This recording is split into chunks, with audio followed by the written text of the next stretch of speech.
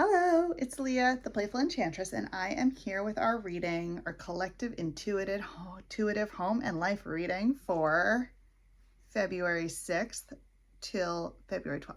This is February 5th, and I am filming this around noon o'clock. I have my deck, the picture book of Ana Cortez. There she is, Fata Morgana. She's so interesting. I love her. Anyway, this deck is out of print, but I'm going to link below an Amazon affiliate link to a deck that is similar. Hopefully I'm not talking out of school, because there was a reprint of this deck available at some point recently. So hopefully that's buyable. So I'm going to pull one card. We're going to go through how that comes up for me and what that means. And I'll be listening for my guides and whomever else wants to come through for us. So I'll just pull one card, and if I need another one, I'll pull another one. Let me know how the audio is. I decided to put my earbuds in this time because there are people working on the outside of my house, which hopefully is almost done. I'm so excited.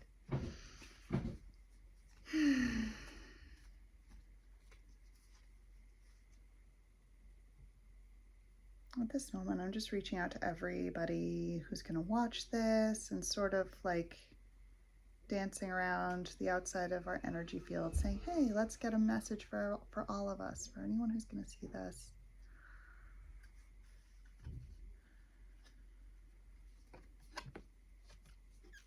Oh my God, we got the Sword of Truth. So the Sword of Truth is one of the sword cards. So in this deck, the sevens are all sword cards. And the Sword of Truth is 7 of diamonds. Diamonds are fire. And here it says on the sides, conviction, trust, prudence, perception, illumination, and courage. Boy, is this the card we need right now, isn't it? So we are dealing with a huge amount of cutting away of lies and deceit, and dealing with a lot of truth coming through. And let's take a minute, self, and connect to how this is playing out in our homes and for ourselves, because this reading is meant to be kind of an instruction manual for how to best take care of ourselves and our homes and our families in this time. Sword of Truth. Seeing like us brandishing the Sword of Truth, us holding this truth ahead of ourselves, almost like a protection, you know, like, I have this truth, don't come past the truth. I see it, you see it. I see us like cutting things away with this. So definitely using our voices to reach out outside of ourselves, outside of our homes, and say, hey, this is the truth, but then also honoring the truth of our own selves, our own capacity. And this is an ability to say, hey, you know, we're seeing through the illusions, but you also have to have trust. There's trust written here, there's conviction, and then there's courage. So at this moment in our collective history, it's a huge moment of needing courage and conviction, but also maybe a little bit more of that trust and that prudence, the prudence of taking care of yourself, the prudence of not overwhelming your system. So I think this card is us getting a lot of energy, right? We're getting the energy and we're moving through. So I'm seeing this as like a channel. So let's not hold on to the energy. Yeah, not holding. I think I do need another card for this, because I feel like this is so, I'm not getting a lot of like, what do we do here internally with this? It's like, I see a lot of pushing out, holding out. And maybe that's a little bit of it, like shielding certain parts. If this, like in relation to like the Epstein stuff, like, do you need to shield yourself a little bit from this because it's triggering? Like taking care, doing a little bit of shielding that way, shielding your heart if this is raw for you and like, you know, real. Let's see, clarifying card. Maybe we'll get a person or something a little bit more.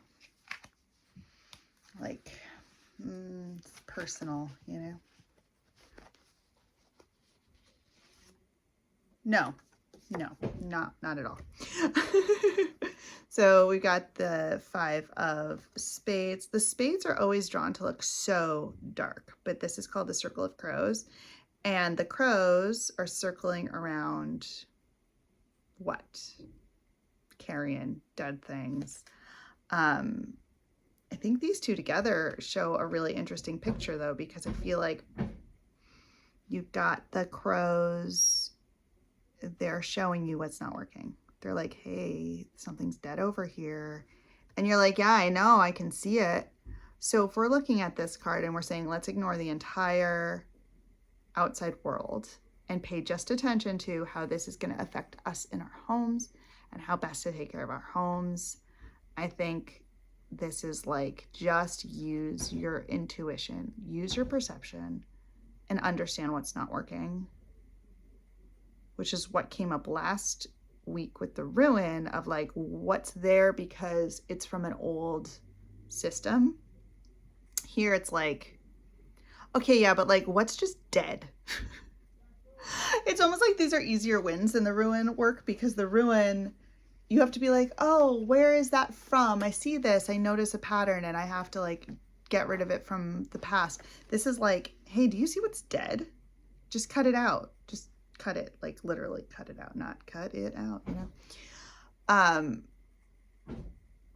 For sure, the circle, this is like very similar. I feel like there's just a very similar churning of energy here. So maybe in the midst of this churning energy, we're just, let's ground into ourselves and our own truths and like make that connection of what's true for us and what we know, and not be circled, caught up in this buzzards flying around looking for all the dead things. I love how these come out so slow. If I was writing this, you guys, I would like cut the whole front part out, but I love for you to see the process. So, okay, we've got the sword of truth. The sword of truth is showing us how we're seeing things, how we're learning things, how a lot of truth is coming to light right now. And there is more coming for sure. More is on its way. And this is leading to this like feeling of, we're seeing what's not working. There's crows flying around picking at all the dead stuff, and that could be just people continually ruminating on information or being really negative. And we're like, but we see the truth. We don't need to like buzz around and look for all the negative stuff. We know what's there, and getting that, I know it's true in my life, and I know it's true for me, and I know how I'm going to carry that strength forward so that you're able to ground through this moment and be stable, because it's a very unstable time. And the more stable we can be, the more we can care for ourselves in these kinds of times, the more we can show up for other people and show up where we're needed. So if we can say, I know what, this is my truth. My truth is that, you know, like I am a good person, or I'm helping my community and connecting with others, and I'm going to keep my eye on that ball, and I'm going to call my reps, or whatever you want to do politically. But like, what are you doing to just ground? And we can know what's going on and not be like 100% of the time on social media, which is definitely something that I struggle with. Putting that down. Put down the circle of crows. Get out of the murder of crows that's very loud, very intense, and just say, okay, yes, and the truth is here, and it's multifaceted, but I understand the truth, and I don't have to be part of this huge cacophony, and I'm going to settle in and ground into the truth. And from there, this week, just focusing in on our own truth. Focusing a little bit also, because diamonds are a little bit with money, I would say focus on your spending a little bit and say, what's the truth of my spending patterns? There's a little bit of energy here for that, even though it's a really chaotic time. If we're going through more. I mean, if you talk to any astrologer, you look at anybody on, I mean, even any political analyst, right? We're going through a very tumultuous time in the world right now.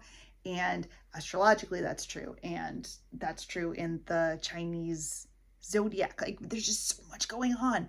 So let's focus a little bit right now before Mercury retrograde and get our finances a little bit locked down so that at least you can go into the next period having a small sense of what's happening there. So I always recommend tracking expenses. I use both YNAB, which is You Need a Budget, and Monarch Money.